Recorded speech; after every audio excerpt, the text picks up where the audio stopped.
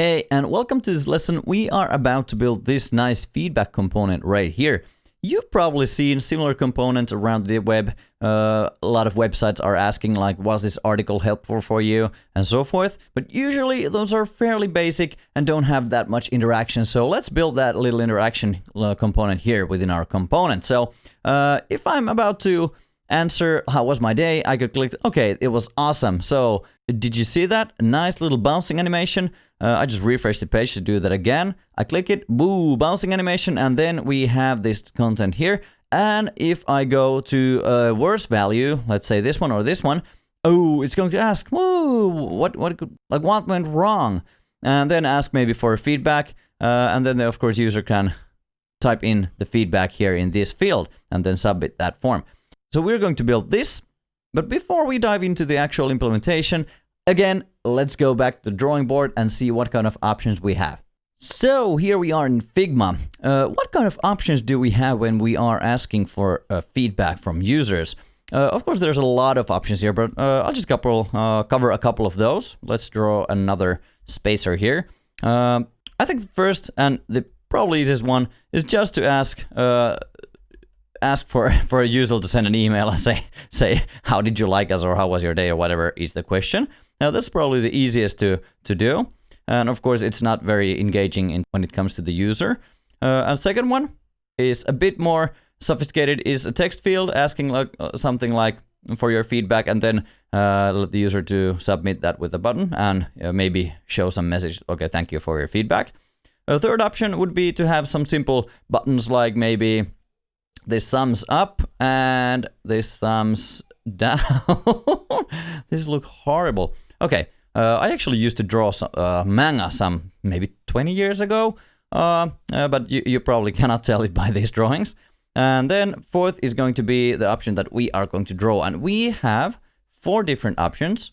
And then based on the answer, we are, let's say this is the worst one, this is like meh, this is the meh, yeah, this is the great one. And these two are grouped so that those will trigger a feedback form asking like, oh, whoa, what was wrong? And these two trigger just a simple message that says like, okay, everything's good and great.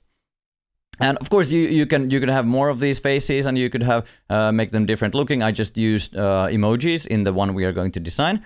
So feel free to play around and use whatever you like. And of course, as per usual, this depends on your use case. You could have a different approach to asking for feedback, but we are going to build this kind of a component to see how we can actually, with little bouncing animations, spice it up a bit to make the experience stand out from the crowd. So let's go to the design phase. Okay, so when we are designing this component, let's take a look at the original one I had here in the design file. So first we have this initial state, that how was your day, or any question you like to ask. And then we have these options here. And then when user has clicked any of the options, we have 2 different ways to follow up with a question. And the first one is without any question whatsoever. And the second one is with some questions, like if the user felt that something's wrong. Let's go and tackle those in our design file. Okay, so let's take the base file here and copy that just around here. So we use that as a base. And again, this time we're using usual the spacing 16, like here, and here we are using the 32. But now I think this component, depending of course on its eventual size, but we are going to use the 24 pixel spacing on this component. And let's add a title here. How was your day? And maybe a question mark, because that's a question. And then let's change the text to be maybe bold, large maybe, or maybe even medium is fine. Of course, you could use a bigger text here, but I think medium is okay. Then change the color to gray, and let's center this one, and let's make it aligned so that it's properly aligned. Okay, and then horizontally aligned to this component like that. And then we can just copy this base and duplicate it there, and then make it so that we have these 4 different options here. I'll resize them to be something around, say, maybe let's try 60 times 60. And also let's change the spacing to something smaller. And now I think this is okay. Spacing between these is 11. Let's make it 12. And now it's consistent everywhere apart from the left side. Okay. And now let's duplicate this 1, 2, 3 times. I think a 16 pixel is fine between those two. Maybe also 16 pixels between the title as well as the these boxes. So let's make this a bit bigger and here a lot bigger. Okay. So I just disabled those grids. And how was your day? Let's center that one too. So horizontally. Okay. And now let's add the emojis. We could disable the shadows of these or just keep them. For now, I'll just keep them, so we'll see how that looks in the actual prototype or the component we're building. But now I'll add the emojis on a Mac. You can add them like so that I hit Control Command Space, and then I pick the emoji, which is going to be first probably we want the most horrible face like this. Okay, something's very bad. And let's make the size of that extra large. And then duplicate that over on top of these. And let's change this. This is not so bad anymore. So this is like, meh. And this is it's slightly okay. Like everything's fine. Which one would that be? Maybe this one? And this one is like, I'm going crazy. This is crazy good. I think this one. Or no. Let's use the one with the hearts. This one. Okay, so now this is the initial state. Let's also design the other states we're going to have. So let's just duplicate this, group this and duplicate this down here. And let's start with the positive one. So let's take the base layer, background, and change the style for that to be, or the border style to be blue. And the background to be let's start blue, oh, maybe blue 500, no, blue 100, maybe blue 200. Yeah, that's good. And let's remove the shadow from the base layer background. I just realized that I actually didn't create this shadow as a variable. So now we've been just duplicating that style, but that's a mistake of mine. So don't worry about it. And then we can grow this whole base layer a bit more and maybe add some text. I'll just copy this one here. And bold medium, maybe bold or regular medium. Like that's great to hear. And you can go a long way with just even spacing. If you take a look at this now, we have this even spacing of 16 pixels between the buttons and the component, and the buttons and the titles have a distance of 24 to the sides of this component. So let's take a look how that looks. Let's move this a bit away. Now it's evenly spaced. So let's zoom out. That's great to hear. Maybe add some exclamation mark there and we're good to go. So this looks very consistent, only with some consistent spacing and coloring. And then we can just make another copy of this one. And I'll just resize this whole component container just a bit so that we have a bit more space below here. And for this one, let's choose the base layer and make it bigger. And then let's make the choice to be this one. So again, 500, blue 500 and blue 200. And let's remove those styles from here, or we can just reset this instance from here. Oh, it's also reset the size, which is not what we wanted, but now is easily pushed back. And then let's get rid of that shadow too from the selected one. So the base, background, and drop shadows, let's take them off. Okay, so that's not so great to hear. So what we want to do is add some text here. And I think it's very important to note at this point that copies, meaning these texts here, are a very, very important part of your user interface and user experience, because this is going to be the tone of voice that the user actually sees with your service. It doesn't matter how fancy or good looking the service is if the tone of voice is rude or maybe too neutral or harassing in some way. So just pay attention to the quality of your copies. Usually it's a good choice to have a professional copywriter in your team to take care of the whole message, that it's consistent throughout the service. Okay, now let's go to the field we want to have here in the bottom. So let's add that. I just go to the group and then paste this base layer again. The same 16 pixels, same 24 from the sides and from the bottom, maybe not from the bottom. And now let's add some basic text here, like tell your answer. This is just a good example of bad copywriting. So tell your answer is like, tell me what went wrong. I need to know. You need to tell. And you probably don't want to use that kind of tone ever. So, but let's leave that there just as an example. Let's also remove the shadows from this base layer so that it doesn't stand out too much, because these look like buttons, but this field doesn't have to look like a button because it's text field. Okay, then let's add, I'll just copy this actual button we have here, the save button here, and put it here. Put it within here. And let's change this to be submit. And resize the button or base to work. Oh, that's good enough. If you ever worked with any of these design tools beforehand, you know that this is not the way to do buttons. You should probably want to make them more usable as components, but this is just good enough for us. So now we do have this component ready in terms of design. There's nothing fancy here though, but it doesn't have to be. The bouncing animation is going to make a whole lot of difference here, and also how this content is going to be shown smoothly appearing to the user, and that's a big thing in the actual implementation phase. So let's go there. Here we are in VS Code, so let's get straight to action. I'll go to the feedback folder, open the index start file, and get rid of that side menu. And I also grabbed along the screenshot of the component we are about to build so that you'll have that here handy. So what do we need? We do need an HTML structure for this component. So we need probably some container, the buttons for these, the title, and the content for the actual feedback the user probably is willing to give. So one thing note about these buttons here, I also considered using radio buttons. Because radio buttons are good for things that you can select only one value. But the problem with radio buttons is that first, usually you want to give one default value that is already selected, and this is not the case here.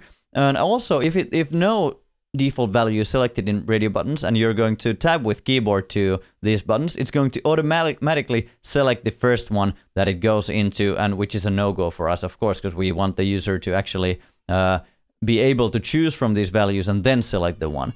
So that's why I opted in for using plain old buttons here. But let's get into action to the structure. So we want the container. So let's add a container. And within that, let's add a title. Title, how was your day? Dairy, how was your dairy, man? How was your day? Okay, looking good. And then let's add those buttons. I'll just add a group of buttons, and then we need buttons, button, and then button. So many buttons. So button container, and in which there is a button element with a class of button. And let's make those times 4. And those within these buttons here, I'll just multiple select by Alt here. Add a span with a class of emoji. And then let's actually add those emojis. I'll start with the first one. I think it was this horrible face. And the second one is going to be the meh, and didn't like that much. And then this subtle smile. Oh no, went to a weird place. Subtle smile like this. Okay, this is fine. And the I love it face. Okay. So now we do have this structure for this. I'll just save it. Looking good. And then we want also outside of this buttons container or below it, we want the feedback container. Feedback. And within that, we want the actual content of the container. So what we are going to do essentially is that we are going to use JavaScript to generate the content within this content element here. But we can just for styling purposes now add it here in the actual markup. So let's do that. I'll add a paragraph. And then what went wrong? Oh dear. Maybe the other way around would be better, but let's keep it at that. And then we need a text area. I'll just add a text area. With some rows to make it bigger. So maybe 4 rows is good. As well as placeholder of, say, something like what happened. What happened? Okay, let's save that. Okay, looking good. What went wrong? Oh dear, what happened? And then we also need a button with a class of maybe submit, saying submit. Okay, looking good. And then also let's add a class here. Class field. Field. I don't know how to type. And okay, now what else do we need? Is that enough? Well, if it's not, let's come back. Let's style these things away. The container one, we'll probably style this already so many times that I just copy paste the style for that. So container, and I just copy paste. Okay. And what we need here is the width. So let's add that to the root. So as a variable called container width, and that's going to be, let's try 300 pixels. Of course, this is all up to you. And probably in your use case, you don't want to set the width to the actual component, but let the surroundings determine the width. But in our case, we need to take a bit freedom to add these magic values here. So 350 is probably fine. So I'll just zoom in this back to a bit bigger.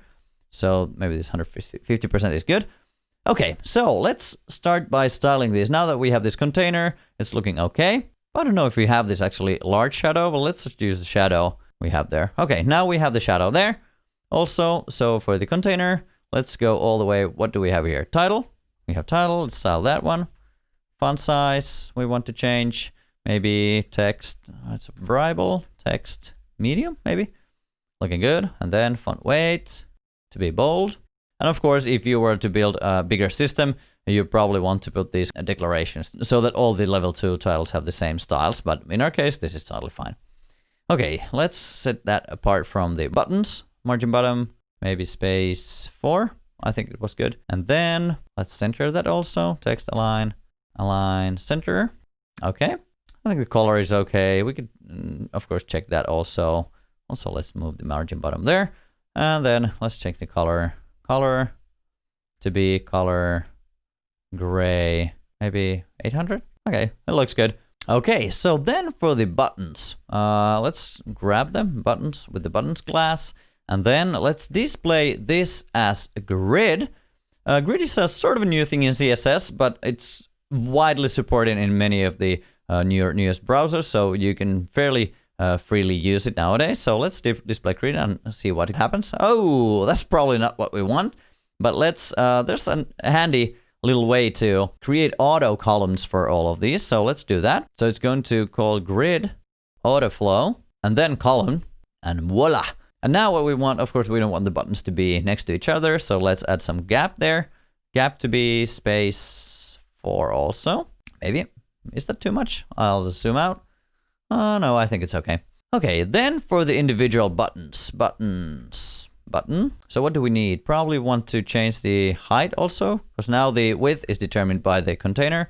Let's change the height to be something like, let's try space. Now I'm trying, oh, wow, that actually looks okay. What about 16? Is it too much? I like 12 better. Okay, 12's good. So what else do we need? Probably a bigger font size, so that we need font size of text XL, variable text extra large, not CL but XL. Okay, looking better. Then border radius, border, we want to, let's just change it radius soon, but border also to be the border variable, and then border radius to be radius. Okay, looking better. The background color is looking good, not so good, so let's change that to color white. Okay, already looking better. Now if you hover over these, it's not looking too good. Let's actually change the grid space to maybe 3. Looking better. Maybe 2 even. Let's keep it at 3 or 4. I came back to 4. Such a loser. That's fine. Okay, let's keep that at 4. Let's also add a shadow for these. Box shadow. And also the cursor pointer, so that we have this nice pointer here while hovering on those buttons. And let's tackle actually the hover styles also on those buttons. So button hover. So what we want to happen on hover is that we want to change the border color to be color gray, maybe 700. Let's try. Oh, that's too much. Maybe 300. Looking better. Maybe 400. Oh, no, it's good. Okay. Let's go for the focus tiles. So button, because now if I'll just add this here. Now if I focus on any of these, I get the browser specific focus tile, which is okay, but we can get rid of that and add our manual focus tile. So let's add the box shadow we have used already in previous lessons also. So variable shadow focus, and let's remove at the same time the original outline. So outline, let's set that to be none. And now when I hover on top of these. It's hover is okay, and focus is also okay. But let's actually in the focus change also the border color. So border color, let's change that to be, should we use the same? Let's take a look if that's okay. Border color. Yeah, I think that's fine. And then what we still need is the actual clicking effect. When I click on this, it probably would be nice to have some nice effect on the actual button. So let's change the border color on click, and then let's tackle the selected styles, because as we can see, we have the selected style also here. So button active, and let's change the border color this time to be color blue 500. Okay, let's try that out. Boom. Now when I click on it, I'll just zoom it in a bit. You'll see that the border is going to change a bit to blue. If you wanted to make that clicking feel a bit better, we could add some nice inset shadow here to make it feel like we're actually pressing something. So let's try that out too. So box shadow, and now we're using a keyword called inset, which is going to inset the box shadow instead of spilling it outside the container. So inset, and let's use just the shadow. And if I do this, it's going to break something. So if I go here and then click on this, it's going to remove also that outside shadow. But what we can do, we can actually add that back in here in the same row. But if you can see, when I click on this, you'll see that there's nice little shadow coming inside this button, making feel like we're actually pressing something. Okay, so let's add that other shadow back. So it's going to be shadow focus. And we can just separate these with a comma here. So now if I go here and tab, I click on this, it's going to persist the outside shadow as well as add the inner shadow, so we can actually see that we're clicking on something. Okay, now looking good. What do we need to do next is that we want to add the selected styles we have here. So let's go to one of the buttons, maybe the second one, and add a class called selected. Of course, we are going to add this when the user clicks on the button manually with JavaScript, but for now, we just add it here manually. Okay, button hover, active, blah, blah. Let's go to button and then add the selected class. Okay, what do we want to do there? We want to change the border color to be color blue 500. And then background color to be also color blue, maybe 200. Let's try. Okay, immediately success, went fine. Okay, good. So now we can click on this, and whenever it's going to be selected, it's going to look nice and blue. What we want to do is, of course, we want to also remove the box shadow from this selected one. So let's do that. Button selected, box shadow, and we can set that to none. So now we don't have any box shadow there. Okay, so we are pretty far with the buttons already. We probably need to add some stuff later, but let's do that when we are doing the JavaScript stuff. So let's style these away also. What did we have here? We have this content, text area, and button, which has the class of submit, as well as field here on text area. Okay, so let's separate the content. Let's take this first content, and then we have the field and submit. Okay, for the content, let's add some margin button or top of space 4. Good. And then for the field, let's style that to be a block. Okay, a block element. So now it actually takes the whole space, and let's like make that with 100%. And then margin bottom to be space 4. Okay, and then we probably want to change the border also to be something different. So border to be our nice little border variable. Okay, and then border radius also. Border radius to be our radius variable. Oh, it jumped up here. Okay, let's save again. Now looking better. Maybe add some padding also. Padding, space 2. Let's try that out.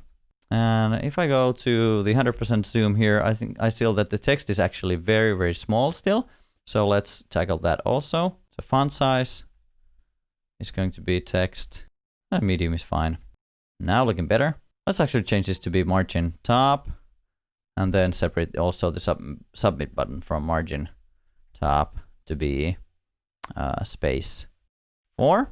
Okay. And we also already have styles for buttons. I just copy paste from the first lecture. Okay, so now we have a submit button. Let's add some hover styles to that. So submit, hover, background color to be color blue, maybe 300. Let's try. Looking okay, but maybe 400. A bit more subtle effect. Yeah, looking good. Okay, so now we have very nice styles in our component. What we need to do next is to add some functionality. And what does that mean? We are going to do a lot of things. We are going to, first the user is going to click any of these elements here, of these buttons here. Then we are going to grab that value from that button, and based on that value, we are going to render the contents of this container as well as animate it in so that it nicely bounces in to the view. There are some little neat tricks you're going to learn regarding that, but let's go to those later on. So let's add variable for the buttons first. So const buttons equals document query selector all, and then they had a class of button. So now we do have, let's just make sure everything works. Let's log those buttons. Okay, I'll go to the console, and okay, we have a list of all those buttons. Everything works as expected. Okay, I'll just make this a bit smaller so I'll see here in the console what's going on. So what do we want to do is that we want to check when a user clicks on any of these buttons and then do something based on that click. So how do we do that? Well, it should be already familiar to you. We get the buttons and then we add event listeners to all of those buttons. So let's take the buttons first. Buttons, and then for each of these buttons, for each of the single button, let's add to the button add event listener, and then let's listen for the click event, and for there let's make a new function with the let's take the event. Oh, that's not what I want. Oh, random 0. Okay, from the event we are going to do something. Let's just log that event, or maybe event current target, so that it should be the element we clicked. So if I click on this, it should be this button. If I click on this, it should be this one, which already has the selected class. Let's actually get rid of that selected class already. So there we go. So no, nothing's here selected, but we already have a list of the buttons we click here in the console. So let's start by grabbing some stuff from the click event. So what do we want? We want to get the click button. Let's get rid of that logging. And what do we need? Well, first of all, we want to know what kind of value this button is. But for now, we haven't yet set any value. So how can we do that? Well, the button element itself has a value attribute, so we can add that to the button itself. So we can add here something, what is the value of that specific button. So let's make those values to be positive or negative. Negative on the first two ones and positive on the rest. Positive here and positive. So now, let's start by grabbing here within this function within the event listener. Let's first grab the clicked button element, and then grab the value of that element, which is going to be either negative or positive. Let's actually do those first. Const element equals event current target. And then the const value is going to be element and its value. Let's log and see if this works. Con log, let's log the value. Let's see what we have. Okay, now I click here, any of these buttons. Ooh, negative, negative, positive, positive. Nice. We actually can get the value of these buttons based on which of these buttons we clicked. Okay, I'll refresh that and let's see what to do next. Let's also grab the emoji. Grab the emoji. So const emoji equals element query selector, not all, but the class of emoji within that element. So now we should have the emoji also. So what do we want to do? How do we add the selected class for these buttons on the click? So we do that by taking the element we have, which is the clicked element. And for that, we add a class. So we take the list of classes and add something we added. Was it selected? Probably selected. Okay, now hit save. And then what happens when I click on any of these? Ooh, it was selected. What if I go, but now I can select all of those, and this is probably not what we want. We don't want to select all of these. We want to get rid of the selected status and only add it to the one we are actually clicking at that time, be it on maybe a keyboard or with a mouse, it doesn't matter. So what we can do, we can actually take all of these buttons and run through them. When we click on any of the buttons, we run through all of the buttons and remove, if there is a selected state somewhere, just remove it and then add, after that only, add the selected state to the one we are actually clicking. So let's take again all the buttons, and then for each button, let's class list and remove class called selected. So essentially what this is going to do, first is going to run, we are going to get these three elements we want, the element itself, the value, as well as the emoji. But then we are going to say to JavaScript, okay, go and see all of the buttons again, and then for each of those buttons, remove the selected status. So if I click here first, and then now when I click on this, and when I release the mouse, the JavaScript is going to run through all of the buttons and remove the selected status from them, and then add it to the one we actually clicked, which is the element here, and to which we add the selected status. So, or the class. So now we have this nice selected status here on the one we only click. Actually, we could do one nice visual thing regarding here this component. We could make these which are not selected or which are are not hovering or which are not active be grayscale, so that the one we actually select stands out a bit more. So let's go there, add this style for the button. Let's add some filters. So in CSS you can add something called filters to set grayscales and set the hue of things, and you can do a lot of things. Just Google around and see what kind of things you can do with filters. So we want to use a filter called grayscale, and from 0 to 1 we could use something like 0.23 or 23% or whatever percent or 100%, but now we want to use 1, which is equal to 100%. So this is going to change all of these buttons to grayscale. Okay, looking good, but what we want to do is that on hover or either on the focus state, we want that to be removed. So let's go to the hover and let's take the filter. And you can set the filter to be none. So now when we hover on these, you'll see that we have this nice coloring effect coming to those elements, which is exactly what we want. So let's actually also remove it from the focus, as well as from the selected one. So now, if I click on this, and it's going to stay selected. This is fine now. We can select the one we want, but how could we make the selection a bit more impactful? How could we emphasize the emoji a bit more? Well, what about making a huge animation of the emoji popping up and then going back? That would probably make the effect, right? So let's try that out. How do we do that? Let's create first a class for the emoji. We have these emojis here, class of emoji, but also let's grab that. So submit, let's go the proper place content field, maybe after button is good. So emoji, let's see if we need to do some stuff there. Emoji and emphasize. So what do we want to do when we emphasize this? We are going to use transform here. So we want to make it bigger. And how can we do that? We can use a scale. And now it's going to scale to 3 times the original size. Let's take a look. I'll just save this, and then I add an emphasize class here on the emoji, or here. Emphasize. And now save.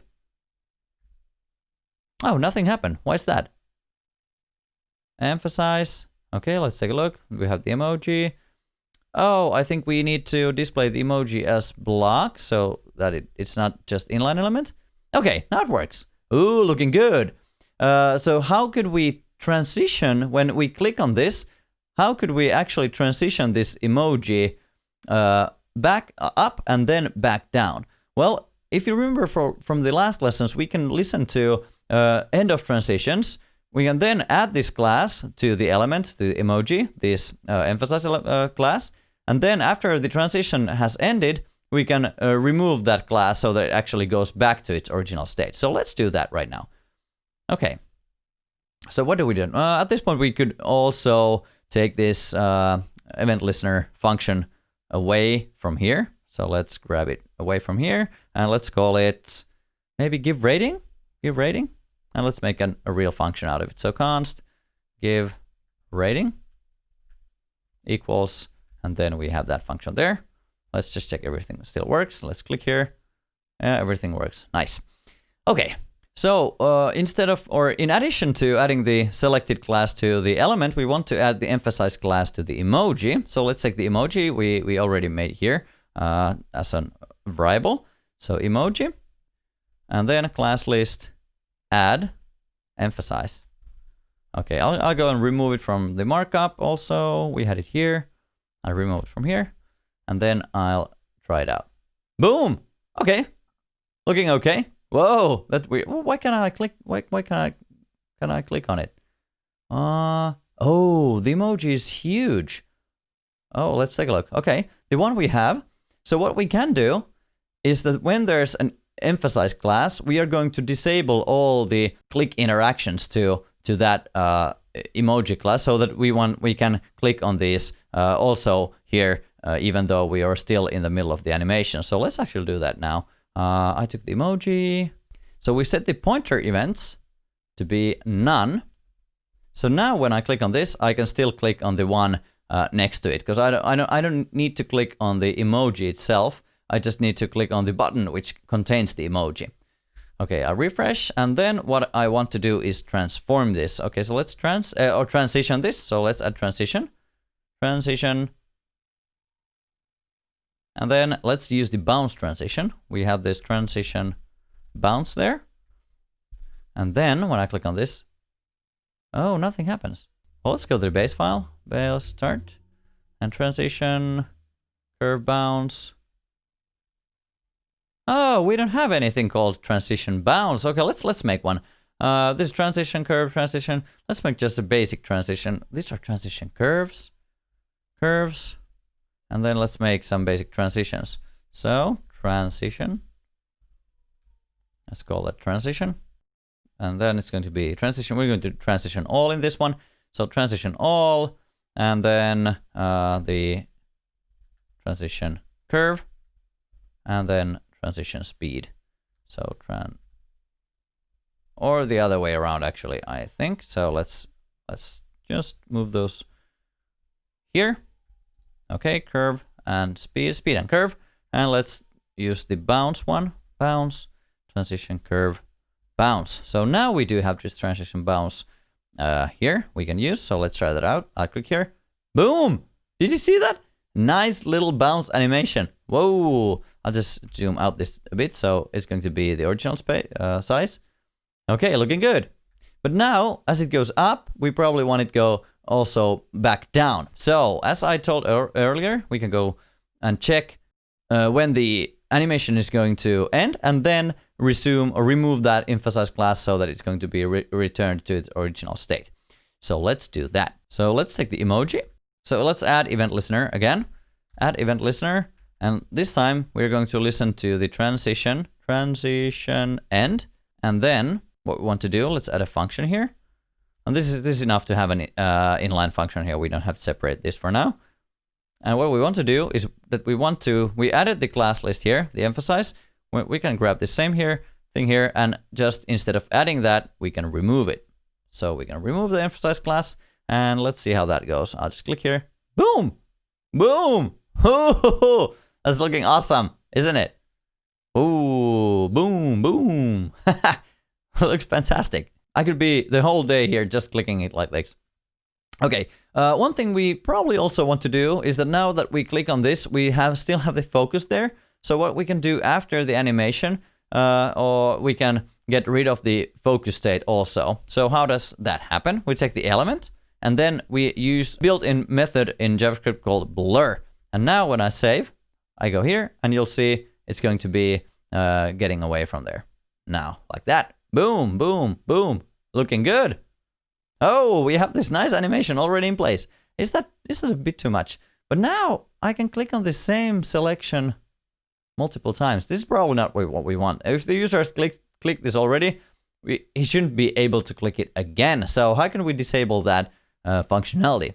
Well, we can check if the clicked item is already selected and then return the function before we do any of this fancy stuff. So let's do that. So before anything, let's just check if the element class list contains this class called selected. Then we're going to just return the function. Return, return, return. Okay, so what this is going to do is going to check if the clicked element, which is here the element, has this class selected. And if yes, then it's going to return this function, and it's not going to run the rest of this stuff. It's going to say, okay, I'm done here. I don't have to do anything. I'm going to return to back to wherever I was after this function.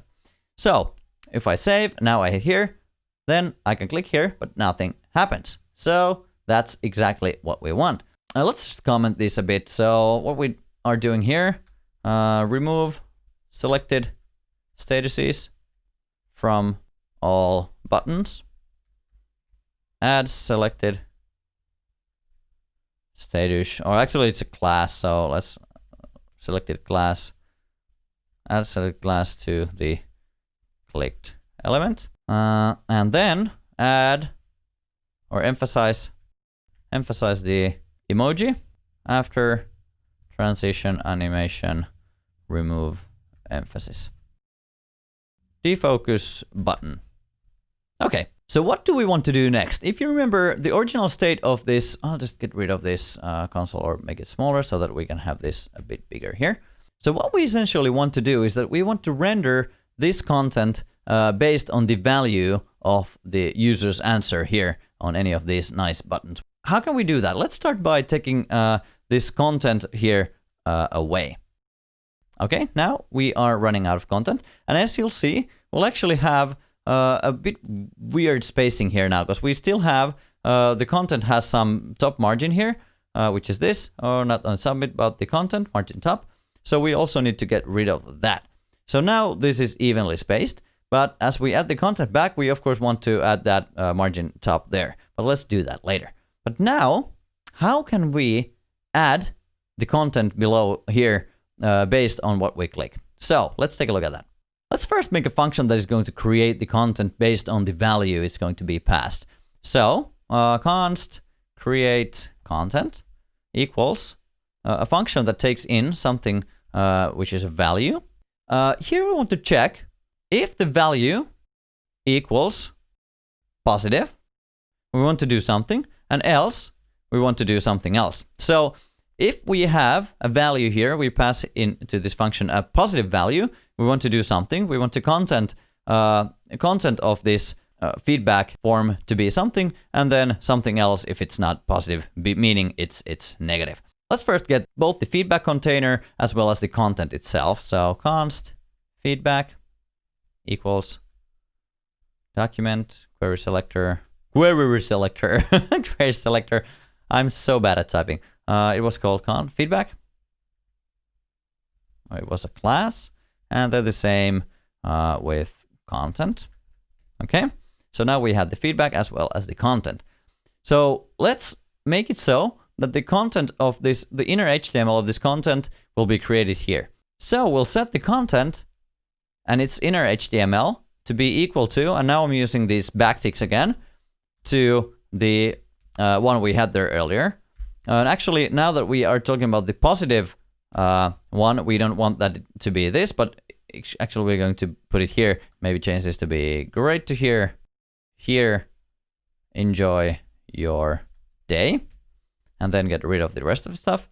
And then else is going to be content inner HTML equals, and then another backtick. And then we want to put this bad content, so to speak. So now let's try this actually out. We can go to the console and we can use this function, this create content. And what it should do, it should take in a value. So we can use a value. Let's try negative. And we are going to need these quote marks here because this is a string. So this is a way to tell the JavaScript that this is a string. And it's going to be negative. So now what should happen, okay, we run this function, we give it a value negative. If the value is positive, it's not Okay, then we are going to run this. So we are going to take the content, which is here, the content container for our feedback, and it's going to set the inner HTML to be something like we have here. So let's try and run this and see what happens. Ooh, did you see what happened? It actually changed the content to be what we defined here. Nice. So what if I just ran this again with the value of positive? Oh, can you see?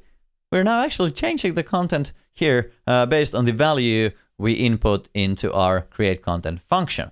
So let's refresh that. You probably already guessed it, but now we are going to use this function here to change the contents of our feedback form. So let's go to our give rating function and let's start to add functionality for actually showing the content here within that component.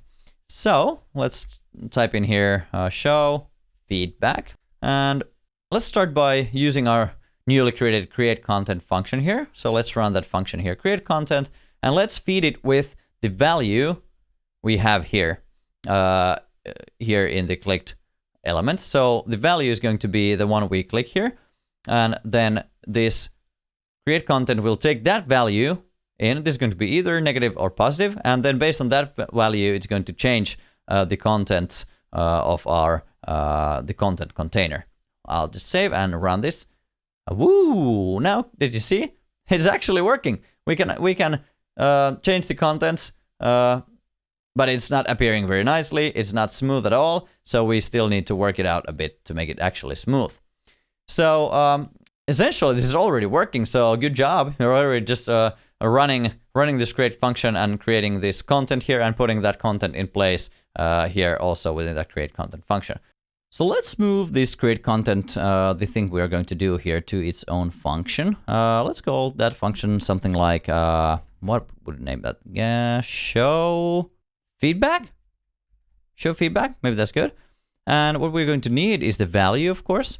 And this is going to be a function. So in that function, let's run the create content function in it first. And I'll just run our show feedback function here, show feedback, and I'll pass in the value. And now when I save, I also add the value to that create content function, so it passes down to this function. And then I save, I hit here, it should still work. Okay, looking good. But how do we do so that the content will actually appear smoothly here? So what we're going to do, we are essentially making it so that the content we are creating here in the JavaScript is going to be placed immediately here within this content container. But we are going to show it only after the containing element, the feedback, has transitioned its height to be the same as the content. So what we're essentially going to do, we are going to first hide the content visually. So let's take, let's go here.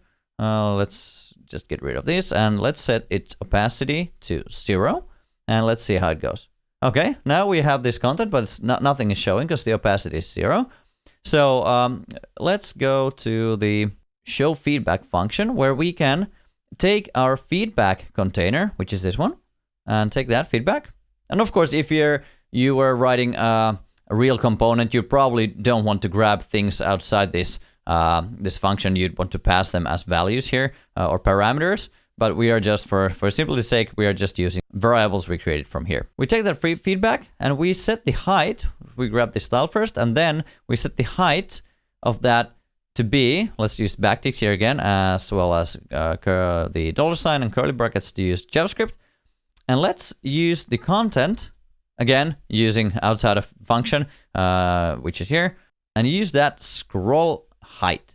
I think we used the same scroll height also in the previous lesson with the notifications. This time we want to get the height of the content, which is going to be the visible content here, and then set that to be the height of the feedback, the containing element, which is the feedback. If we go to the markup, you'll see that we have this feedback here, and the content is within that feedback. So let's do that, and remember to add pixels there, and let's save and see what happens. Well, nothing seems to happen, but as you see here in the elements, you'll see that the height of this container is now set to something like this. So what we can do, we can go to and grab the feedback. Also, let's put it on top of this feedback. and set first the height to be 0, because if we try to animate something from the height we don't know, it's not going to work. Or actually, let's leave that out for now. So we want to transition the height, and let's use just our transition bounds. Okay, let's save that. Let's see how it works. Now it didn't work, but now, ooh, can you see? It's actually transitioning smoothly the height of the feedback container based on the content's height. That's nice, but as you'll see, if I refresh this and click it first time, it's not smooth, and that's because we don't have the initial height of 0 for the feedback container. So now when I click on it, everything should go smooth. Nice. Okay, so far so good. We have this feedback container now animating as we want it, but the content itself is still not visible. So what can we do for that? Well, if you go down here all the way to our show feedback function, we can use the same trick as we used here with the emoji, so that we grab the transition end event and then do something. So after the transition is complete here, boom, then we want to show the content. Boom, show. Okay, so let's grab the feedback and let's listen for the event. So add event listener and transition end. And then after that, let's add a little inline function here. And that's when we want to make this content visible. So let's add a class called visible to the content. So let's take the content class list, add, and then visible. Okay, and let's go and style that. Let's just see it works. I click here, content, and now after the transition, boom, there's going to be the visible class. Boom. Okay, let's style that. Let's take the content and it's class visible. And now let's change the opacity to 1 and see what happens. Boom! Ooh! It kind of worked. It appeared, but it wasn't very smooth. So what can we do?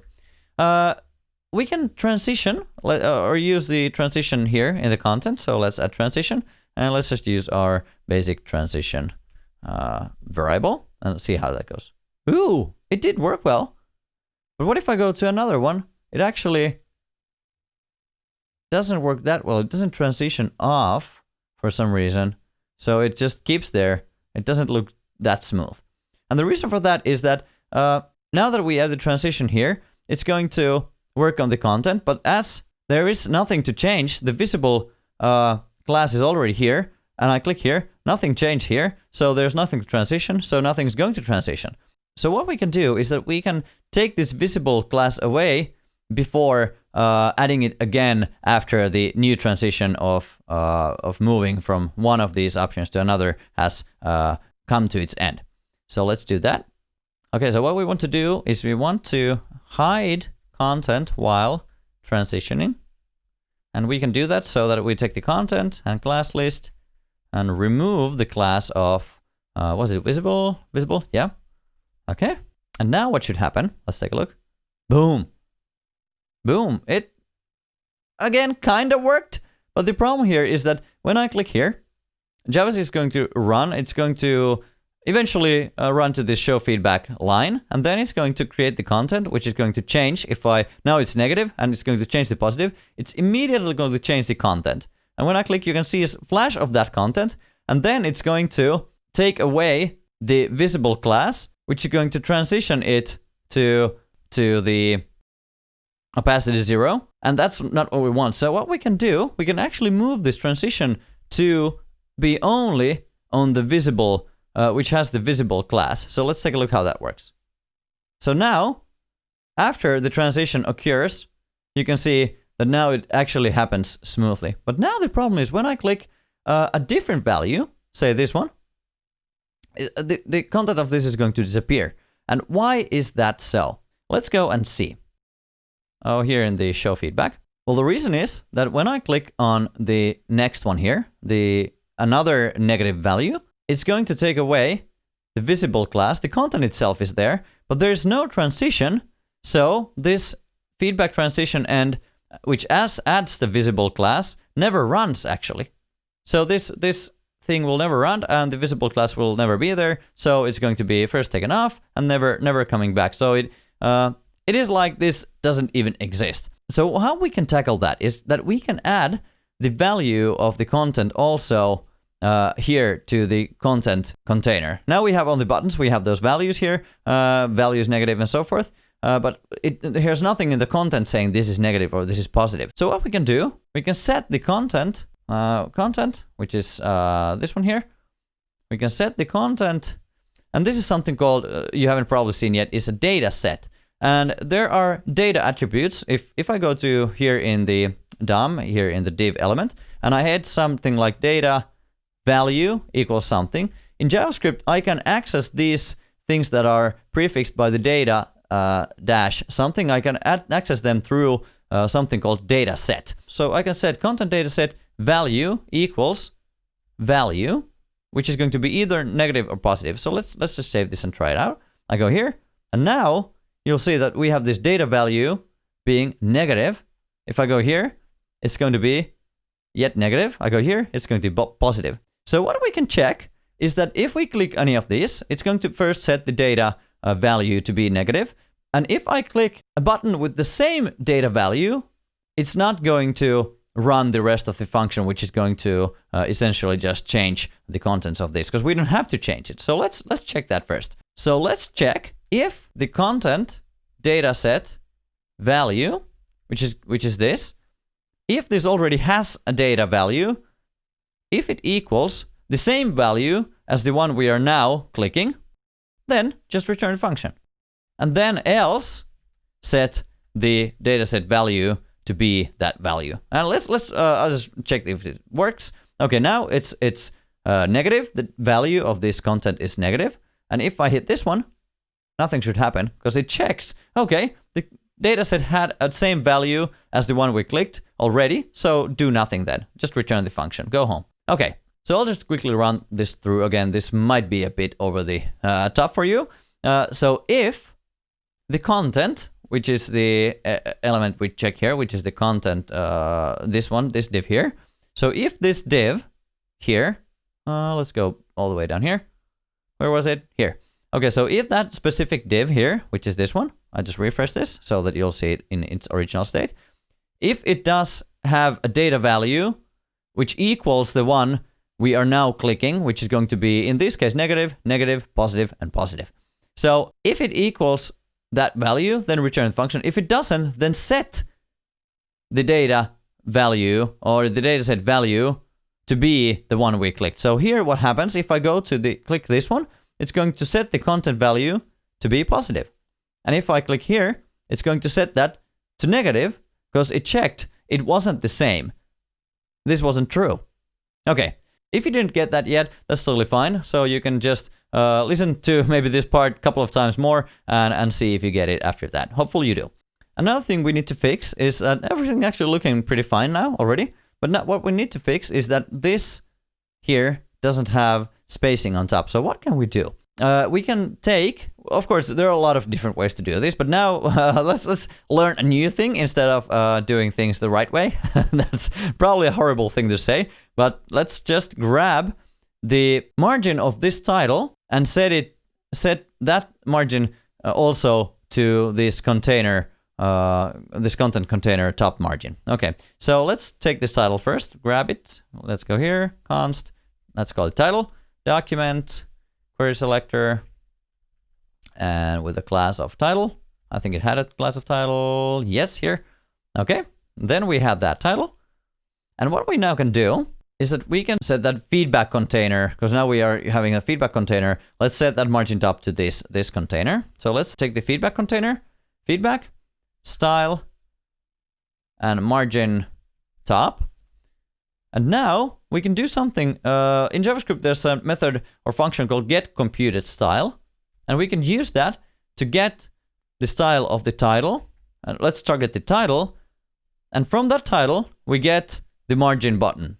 So now what we essentially do, we set the feedback style, margin top of the feedback to be the same as the title margin bottom. So let's save that and see what happens. And now hit here. Boom! Boom! Can you see it? Oh, it actually works. Now look at you. What kind of component have you built? This nice feedback component where you can click any of these nice little emojis here and change the content based on the value of this button, which is negative or positive. If this was a bit more hard than the lessons we have done earlier, so if something was unclear, just take a look and go through the lesson once more and try to build this on your own so that you'll see if there are any hard parts you didn't get right yet. But that's it on this lesson. See you in the next video.